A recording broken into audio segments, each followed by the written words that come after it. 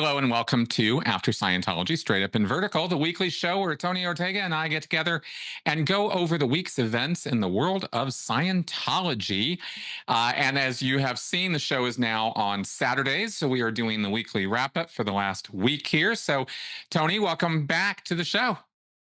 Thank you, Chris. Always great to be here. Yes, yes, yes. And what an interesting week. There were some more historical dives and postings like we talked about last week.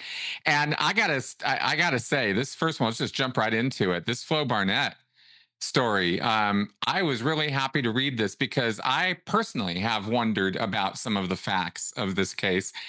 And so please take it away in terms of Well, breaking this right. down. This is part of my Saturday project now. I'm starting to bring back some of my older stories on other platforms where it's getting a little hard to find things or they don't look very good. So I bring them over to the Substack, which is this really nice, clean platform, no ads. It looks great. So this was a story I wrote for the Village Voice back in 2012, I think it was. Somewhere around there. Anyway, yeah, this is a famous question, a famous case. How did Flo Barnett, uh, how was it ruled a suicide when she was shot 3 times in the chest and once in the head with a long rifle?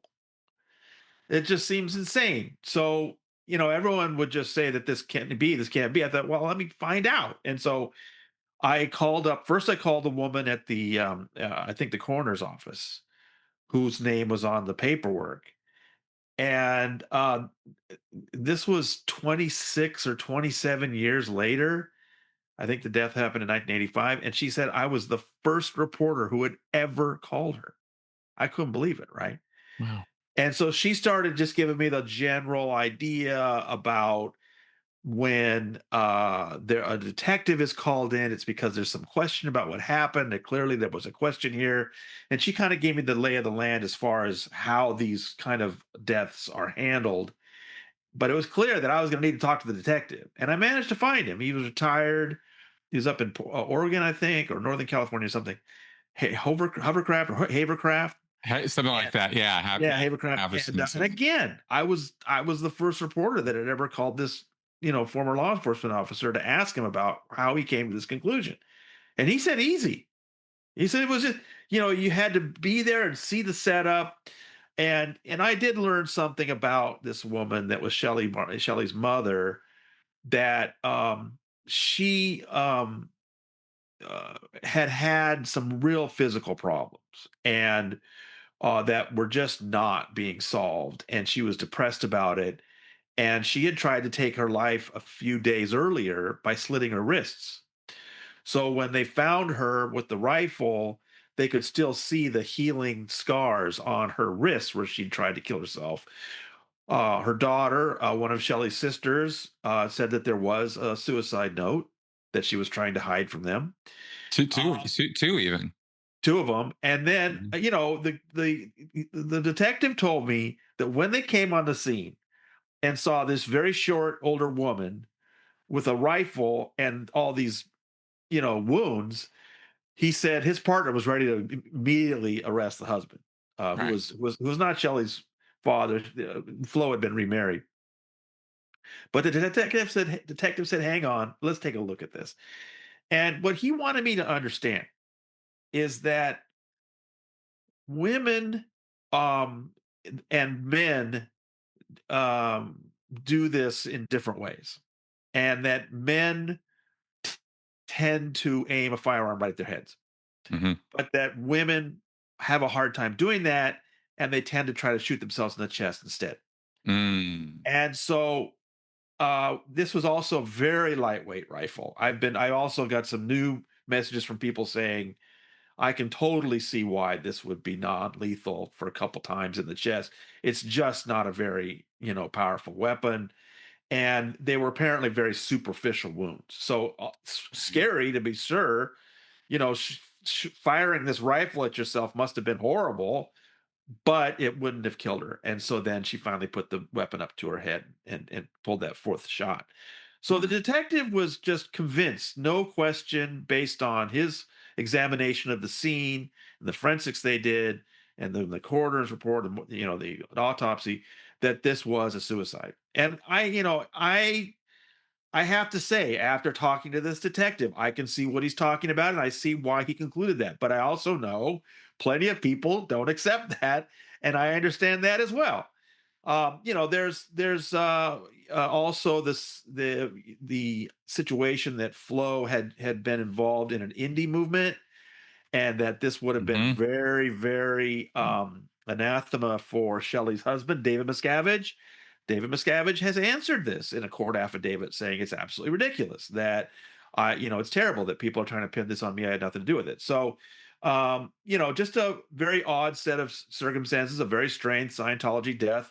But I'm glad that I took the time to actually talk to the people who were involved with the investigation and to at least see what they said. And of course, I let people choose their own, make up their own minds about it, because it is so strange.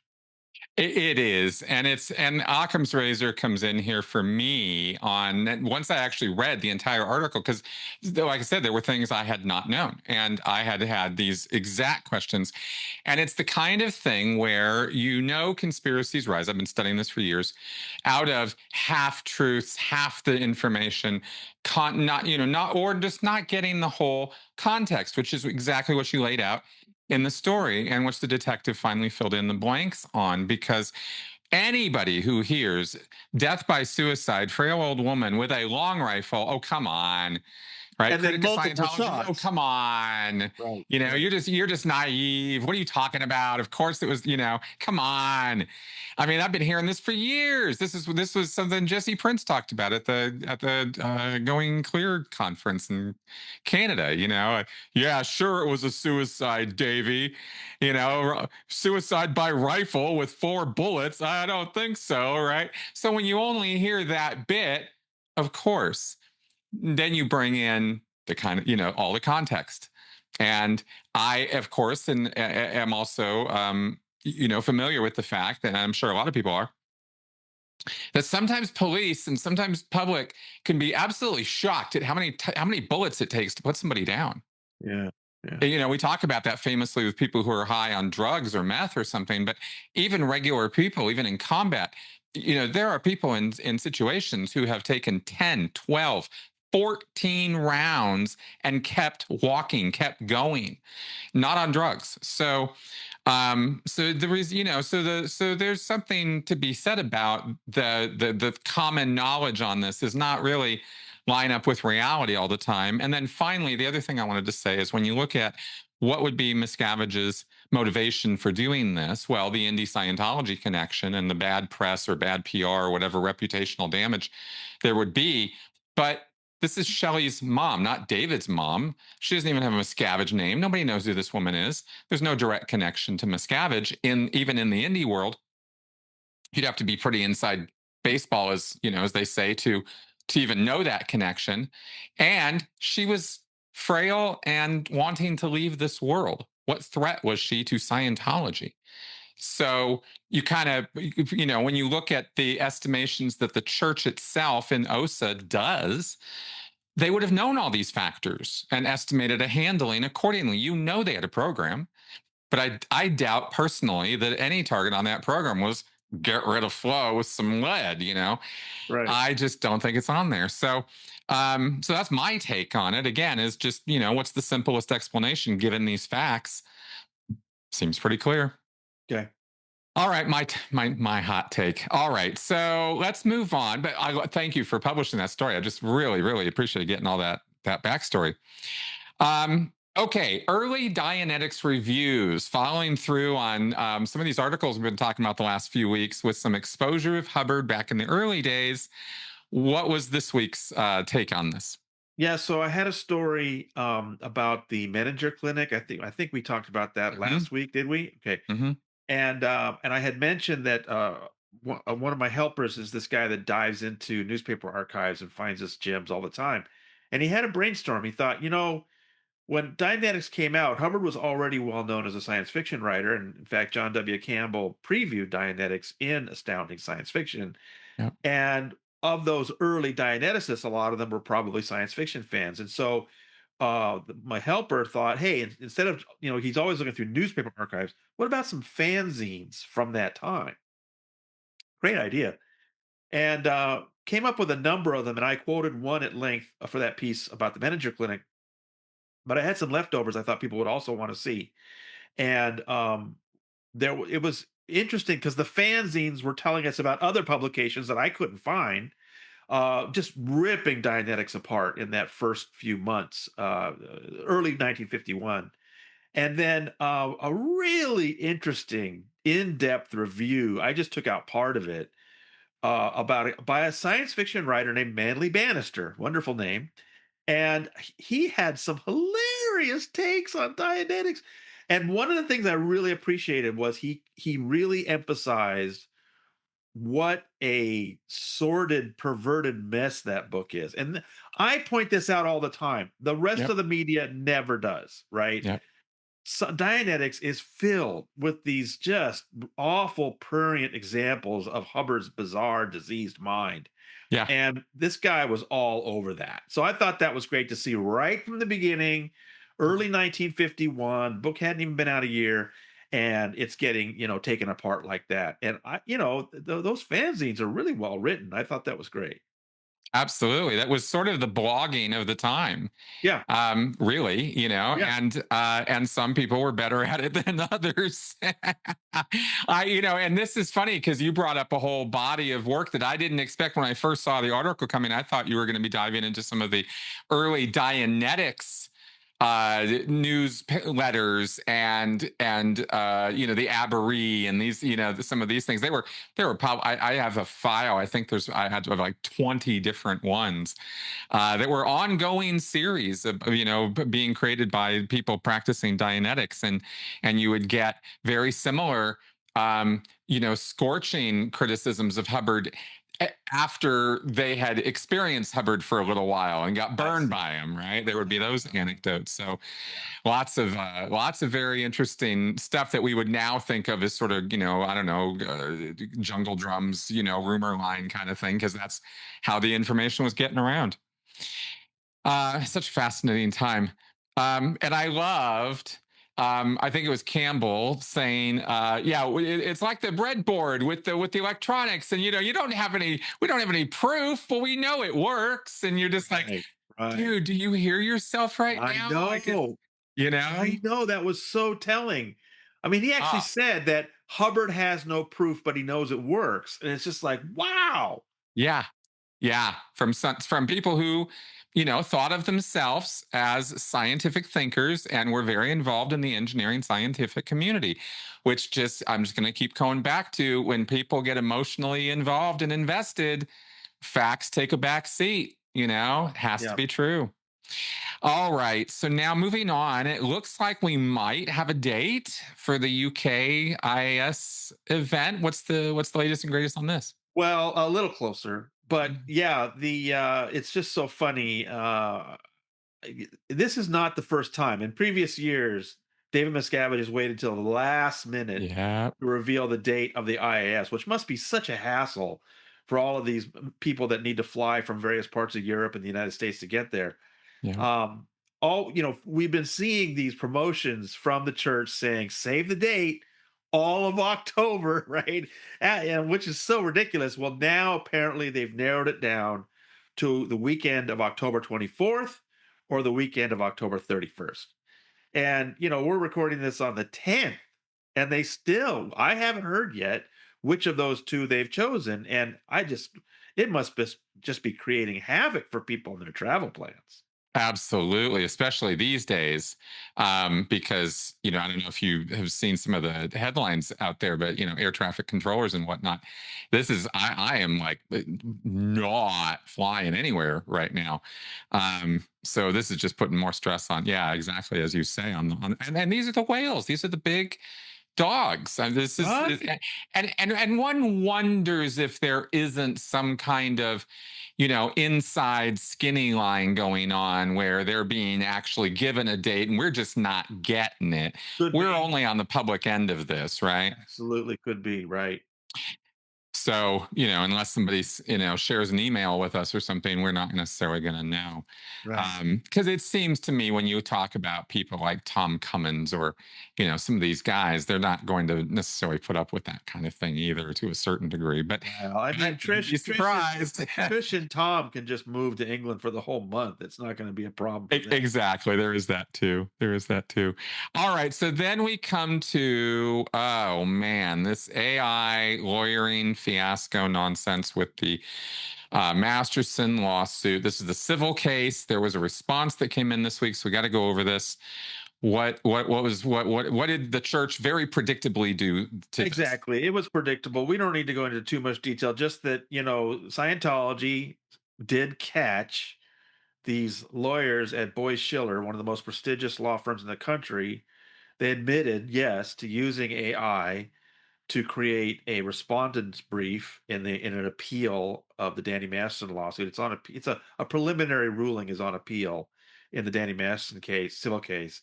And that, yeah, they were using AI and they didn't check these citations, which turned out to be hallucinations by AI. This has been happening more and more around the country with law firms, but this may be the biggest, most prominent, most prestigious law firm for this to happen to. And it was, they proposed, okay, we admit it, we made a mistake. This brief that we turned in has these errors. Here's a corrected version. Can we just, the motion was we're moving to allow us to submit this corrected version and just sort of chalk it up to experience, right? Well, Scientology gets to respond to that, and I mean, we knew they'd be coming in screaming bloody murder, and they did. They want the arguments that are affected by those defective citations to be lost, that the plaintiffs lose those arguments. They do not want the court to accept the do-over document. They want sanctions against Boyce Schiller, and they quoted a bunch of cases about how much has been charged. And they even float the idea of the court disqualifying Boyce Schiller. So, somebody like Scientology is always going to ask for more than they really expect. But Of course. so, now we just need to see what the court says. Talking to Texas lawyer and some others, I feel like, yeah, these attorneys are probably going to be spanked pretty hard. But I think the lawsuit is strong. I think the ruling that Judge Calra made is strong. And I'm hoping that the court can punish these attorneys in a way that it recognizes that, look, the judge made a good ruling and Scientology's appeal is garbage. So, let's hope that comes through and that the errors by Boyce Schiller doesn't poison that too much. But we just don't know. We're just gonna have to wait to see how pissed off this court is. And Yeah. let's remember, this is the court that restored this lawsuit 5 years ago when it had been forced into Scientology arbitration. Not the same justices, I'm sure, but this particular division of the appeals court, this was the one that ruled against Scientology. So they have experience with Scientology. I think, and that I think the Jane Does have that going for them as well. So that's what I'm hoping. Again, we knew Scientology would scream bloody murder, but let's see what happens. Yeah, exactly. Because clearly, this is the kind of error being made by these attorneys that has absolutely nothing to do and could never have anything to do with their clients. This is not something the client screwed up or bad decision making or, anything like that. And it shouldn't reflect on them or their case or their ability to bring it forward. So one hopes that the system will accommodate for that. Um, all right. Now, our favorite ex Scientologist, or, well, it's Scientologist, LRH 2.0. Here we go. This Yeah, is a wild one. we've been reporting on this guy for a long time. Yeah. He's Justin Craig. He was an ex-con from California who went up to Washington State, met some Indies, and realized that he was the reincarnation of L. Ron Hubbard. He legally changed his name to Lafayette Ronald Hubbard. And there are Indies. They are independent Scientologists. These are folks that are not part of the Church of Scientology anymore, but they continue to practice Hubbard's technology. There are Indies that genuinely believe this is the reincarnation of L. Ron Hubbard. who has been sitting in a Tennessee county jail now for 5 years. 4 years. I'm years sorry, 4 or years. 4 years. 4. Damn. October 2021.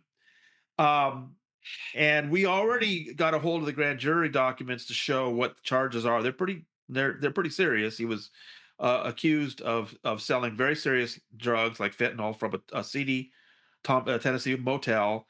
He's accused of beating up a woman that was there at the room, and he's also accused of beating up jail guards once he got to jail.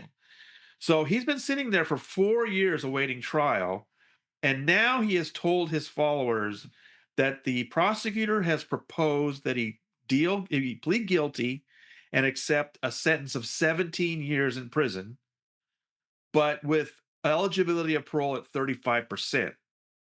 So he is saying that he may not have to serve any prison time at all. He may be already eligible, or at the most 2 or 3 years in prison. And he seems to acknowledge it's a much bigger deal if he's in prison.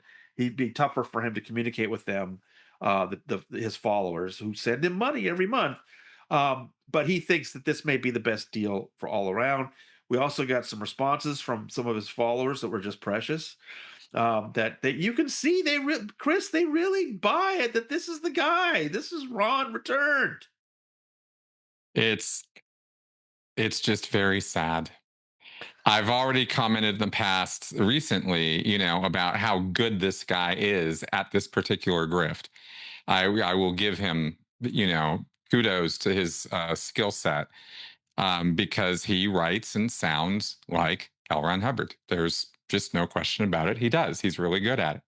And when you read a lot of Hubbard and listen to a lot of Hubbard, you know what I'm talking about. Hubbard was a very individual man in terms of how he spoke, how he wrote, how he thought about things.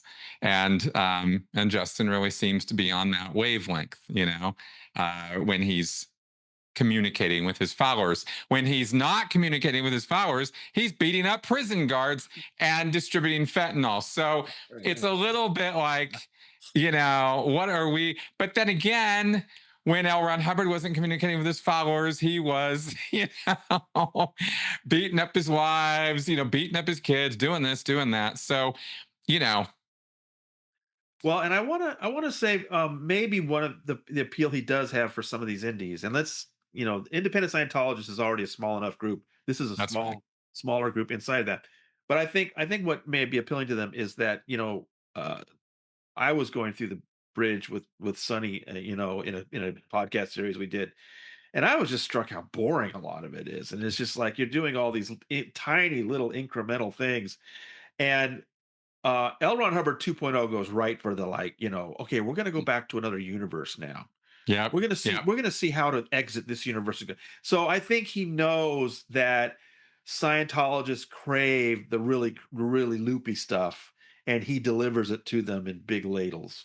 I So think you're absolutely right. yeah, that may be what one of his appeals. So For anyway, sure. He's old school Scientology that way. It's all this it's not just this pseudoscience stuff, it's this sort of, metaphysics, spiritual stuff, and diving in deep with something. If you go into the early years, and Justin Craig's probably only had time in all these years to, in terms of what's he gonna read, well, there's a ton of material in the 1950s, yeah, and it's this kind of stuff, yeah, that he talks about in his Asperianism, layouts, and it's all about the straight line to OT, right? yeah, yeah. um okay, so finally we have this new mission opening, which I was like, wow, they're opening up a mission. And then wait a minute, they're opening it where?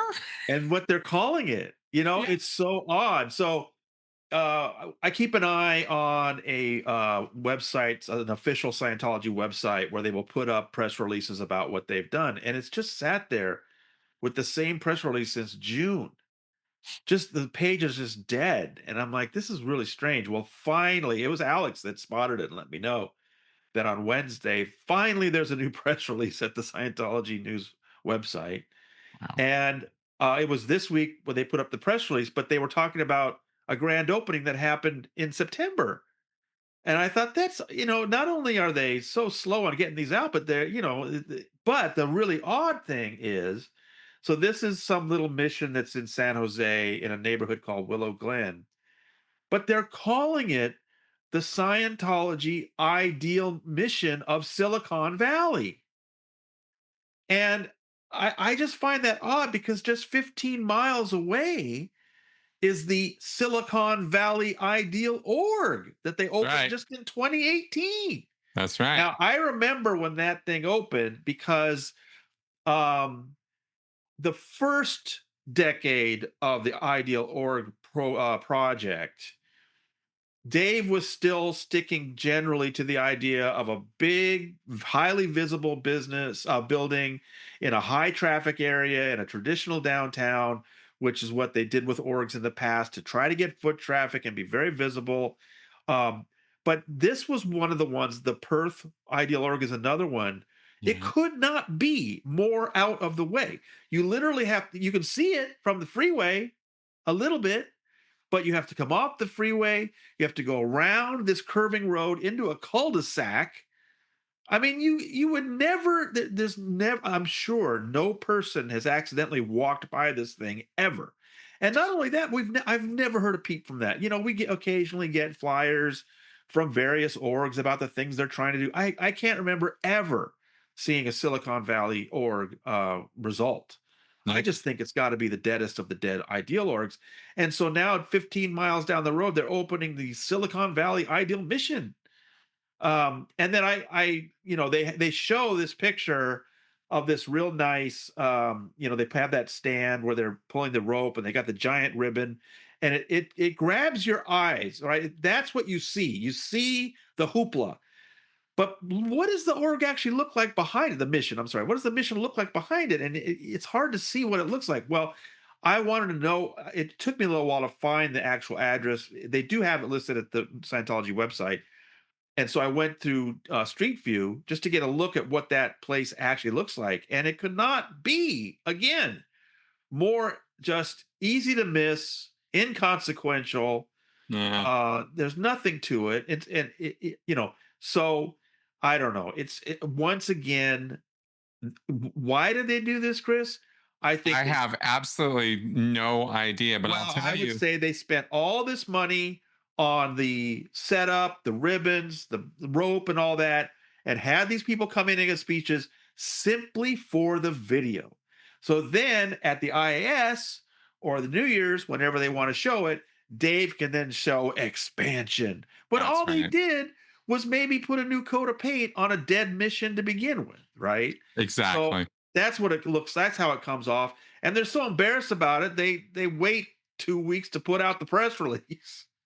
Well, it really, what that kind of thing tells me or makes me wonder about also is the fact that people get moved around on posts in Scientology and the Sea Org all the time, and they'll just rip somebody off a post, and then there's just nobody there, including these PR functions, these website posting functions, these things where where they consider them, yeah, somebody will deal with that because we need this guy off on something else, and so you see these delays, things fall into the cracks, things just don't stop. The entire Dianetics campaign for about 10 years just didn't exist Right. because the person whose job it was to make it happen went to the RPF.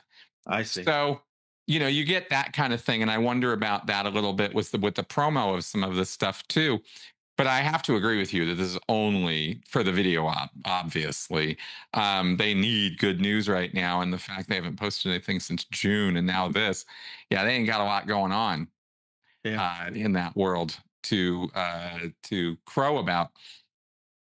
Makes me wonder what's happening with this Dianetics campaign. It must be so bad that they can't even give Miscavige like inflated numbers. There's just no. There must be like just nothing happening They with will this. come up with numbers, though. They'll come up with all kinds of things to say. Yeah, I guess they will.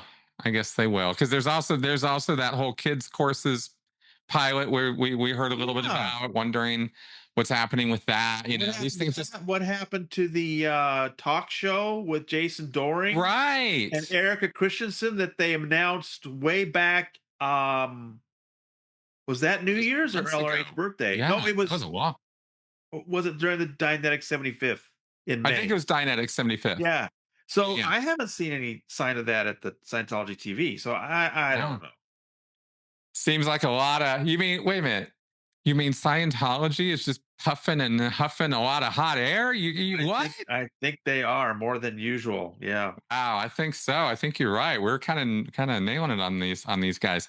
All right, folks. There's your update for the week. Tony, thank you very much for the rundown here. Any sort of anything? Do we know, for example, when the court's supposed to? Do they have a time frame on when they respond to the Scientology blistering I response? don't know. I'm checking to see. I check that docket every day to see when they schedule some sort of a hearing or something, or maybe we're just going to wait for them to issue a document. Um, the other thing going on in that same appellate court is Scientology is late with the response in Leah Remini's lawsuit. Right. Remember, they had asked for they filed an appeal. Leah filed a response. It was then Scientology's turn to do a reply, and they asked for an extension. And Leah's like, "No, don't give them an extension. This isn't taking enough time already." If you remember that, and the and Texas lawyer had predicted the court heard her. She's right, but they're going to go ahead and give. They kind of automatically give one extension, but it said no further. You've got till October 2nd, no further. Well, it's more than a week later. I check that docket every day. It has not come in. In fact, the court has now put up a notice that they have notified them, hey, you're late.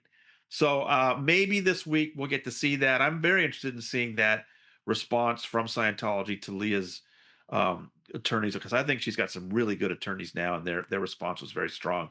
So I do want to see what Scientology's reply. So maybe that will come in this week. Awesome. Awesome. All right, folks. Well, heard it here first.